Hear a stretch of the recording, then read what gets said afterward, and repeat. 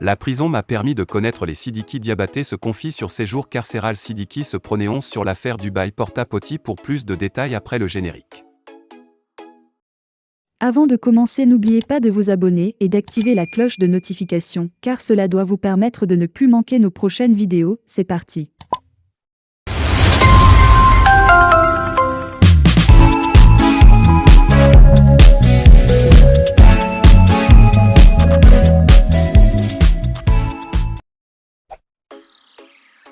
Plus d'un an après sa libération sous caution suite aux accusations de violence conjugale sur son ex-petite amie dont il a fait face, le chanteur malien Sidiki Diabaté est finalement revenu sur cette affaire. Invité sur le plateau de Life Weekend, le prince de la Kora a fait des confidences qu'il vous souvienne qu'en septembre 2020, l'artiste Sidiki malien a été impliqué dans une affaire de violence conjugale sur son ex-compagne Mamacita.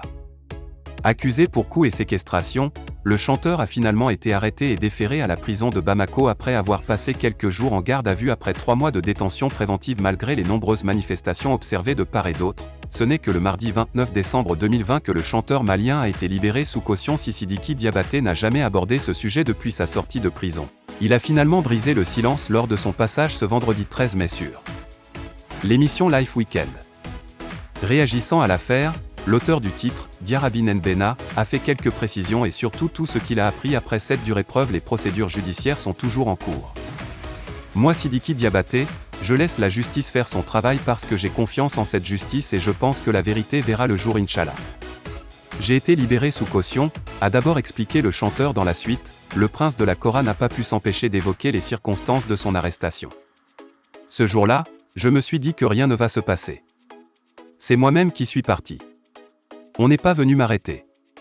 Je suis parti les policiers voir et ils ont dit qu'ils vont me garder. Il y a une seule chose qui m'a rendu fort dans cette histoire. Quand j'ai appelé mon père, je lui ai dit que j'ai été arrêté, il a pleuré au téléphone, et il m'a dit « Fils, si tu viens vraiment de moi, et que c'est moi ton père, dis-toi que tu vas avec ma bénédiction en prison, dis-toi que tu sortiras grand dans cette affaire. » Ça a été une grande leçon pour moi parce que ça m'a permis de comprendre beaucoup de choses, et ça m'a permis aussi de connaître les gens qui sont prêts pour moi, a raconté l'ancien ami de DJ Arafat. Claire Bailly, on m'avait lancé un sort dans le coupé décalé, j'aurais une jambe en moins. Claire Bailly se confesse. L'ancienne première dame du coupé décalé devenue désormais chantre de l'Éternel continue de lever le voile sur les mots qui minent l'univers du showbiz ivoirien. Invitée ce mardi sur l'émission Showbuzz de la NCI, la chantre de Dieu est revenue une fois encore sur son passé. Claire Bailly faisait partie sans doute du cercle restreint des artistes qui ont propulsé le coupé décalé à une place de choix. Cependant, après la mort tragique de DJ Arafat, l'homme considéré comme le roi de ce rythme tant apprécié par la jeunesse, celle qui se fait appeler première dame du coupé décalé, a décidé de jeter l'éponge. En effet, Claire Bailly a choisi de tourner dos au monde profane pour aller se réfugier entre les bras du Seigneur. Depuis qu'elle s'est reconvertie en chantre de l'Éternel, la star ivoirienne n'arrête pas de multiplier les révélations lors de son récent passage sur le plateau de l'émission Showbuzz diffusée sur la chaîne de télévision NCI. La désormais chantre de Dieu est revenue sur son ancienne vie d'artiste coupé décalé. Elle n'a donc pas manqué de faire une confession sur les pratiques occultes auxquelles font recours certains de ses anciens collègues à la recherche de la gloire et la célébrité. J'avais pas confiance en toutes les filles, Vital y compris.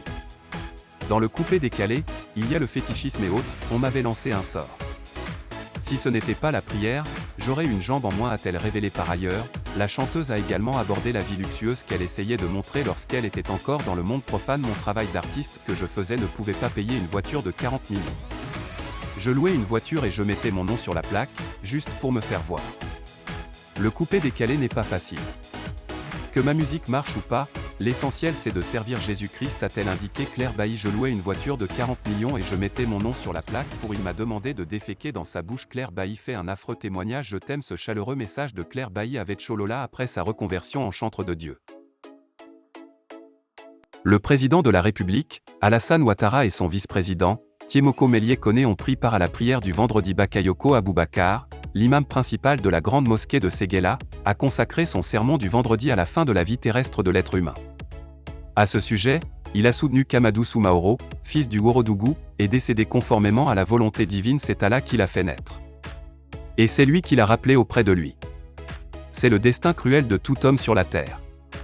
En tant que croyants et fervents musulmans, nous devons accepter cette sentence au regard de notre foi religieuse, a-t-il lancé en langue koyaga, dans son prêche, en direction des fidèles musulmans, au nombre desquels figurait le président de la République, Alassane Ouattara, et son vice-président, Tiemoko Melie Kone, le chef de l'État, Alassane Ouattara, à sa sortie de la mosquée après la prière mortuaire. Le chef de l'État, Alassane Ouattara, à sa sortie de la mosquée après la prière mortuaire. Les deux hautes personnalités de l'État partageaient la première rangée avec le président de la Cour des comptes, Kanvali Diomandé, le président de la CEI, Ibrahim Koulibaly Cuivière, le ministre d'État, ministre de la Défense, Téné Birahima Ouattara, le conseiller Ali Koulibaly, le ministre du Budget et du Portefeuille de l'État, Moussa Sanogo, le ministre-gouverneur du Woroba, Moussa Dosso, et le président du conseil régional du Worodougou Bouaké Fofana, le maire de Koumassi.